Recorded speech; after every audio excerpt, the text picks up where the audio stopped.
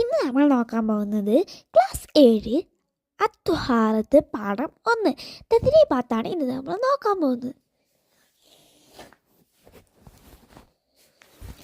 അശുദ്ധിയുടെ ഇനങ്ങൾ ഏതെല്ലാം? അശുദ്ധിയുടെ ഇനങ്ങൾ ഏതെല്ലാം?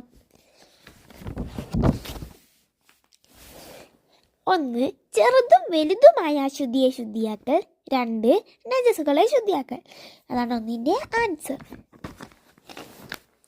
2. ജനാബത്ത് എന്നാൽ എന്ത്?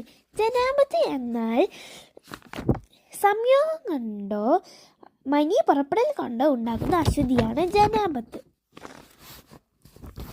അടുത്തത്, വുളൂ ഇല്ലാതെ മുസ്ഹഫ് ചുമക്കാം ആർക്ക്? വുളൂ ഇല്ലാതെ മുസ്ഹഫ് ചുമക്കാം ആർക്ക്? പഠനാവശ്യത്തിന്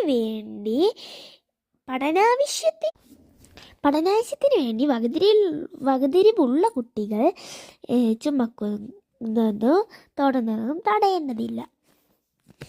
അടുത്തത് 4. ഹൈദ് കൊണ്ട് ഹറാമാകുന്ന കാര്യങ്ങൾ.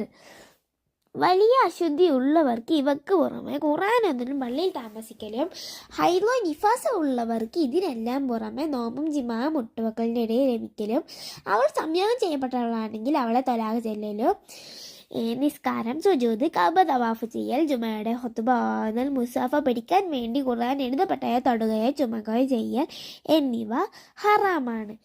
ഇതാണ് 4ൻ്റെ ആൻസർ. 5. ഇസ്തിഹാദത്ത് ഉള്ളവർ വുളൂഇന് മുമ്പ് എന്തെല്ലാം ചെയ്യണം? ഇസ്തിഹാദത്തുള്ളവർ വുളൂഇന് മുമ്പ് നിസ്കാര സമയം കടന്ന ശേഷം രക്തം കഴുകി കളഞ്ഞു പഞ്ഞി പോലെയുള്ളവ നിറച്ചു കെട്ടി വുളൂ ചെയ്ത് ഉടനെ നിസ്കരിക്കണം. ഇതാണ് 5ൻ്റെ. 6. കുളി സുന്നത്തായ കാര്യങ്ങൾ എന്തെല്ലാം?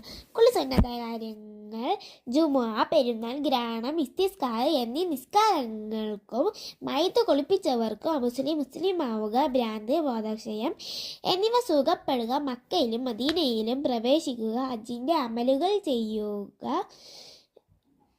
ചെയ്യുക, റമളാനിലെ എല്ലാ രാത്രികളിലും കുളിക്കൽ സുന്നത്താണ്. ഇവയാണ് 6ൻ്റെ ആൻസർ. ഇതോടെ കഴിഞ്ഞിരിക്കുന്നു. അടുത്ത ക്ലാസ്സിൽ വീണ്ടും കാണാം. എല്ലാവരും ലൈക്ക് ചെയ്യുക, സബ്സ്ക്രൈബ് ചെയ്യുക, കമൻറ്റ് ചെയ്യുക.